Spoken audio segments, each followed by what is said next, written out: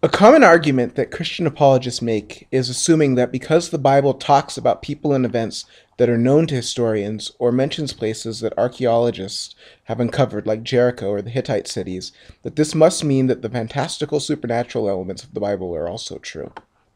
With a little logic and a few analogies, we can see that this is not necessarily the case.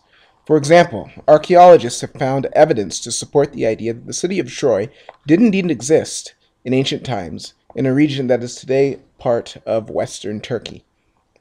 Not only that, but there is evidence that armies from Greece did in fact launch an invasion in that area sometime during the 12th century BCE. This is really interesting stuff if you're a fan of Bronze and Iron Age archaeology like I am. However, what it is not is proof that the stories of the Iliad and the Odyssey are 100% true.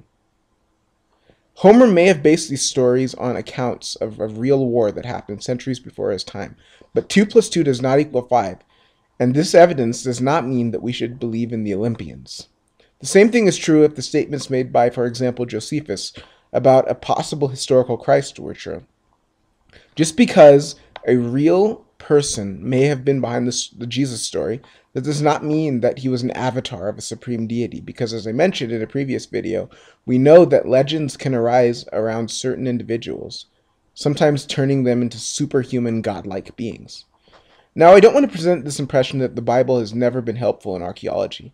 Biblical accounts of the Hittites were all that survived for millennia, to such an extent that many archaeologists doubted their existence until the late 19th century and early 20th century, when their civilization began to be rediscovered. The same thing is true in regards to the Philistines who lived in present-day Palestine in the Iron Age. The Bible talks about them, and it appears that they were a significant force in the region, very possibly connected to the so-called Sea Peoples, who gave the Egyptians of the 19th and 20th dynasties quite a bit of trouble. But to conclude that this must mean that the stories about Samson, Samuel, King Saul, and King David are true, or that the magic Ark of the Covenant was once in their possession and caused calamity, is quite a jump. In any case, this kind of reasoning that some religious apologists employ is fallacious and should be subjected to intense scrutiny and skepticism. As always, answer the questions by questioning the answers, everyone. Bye.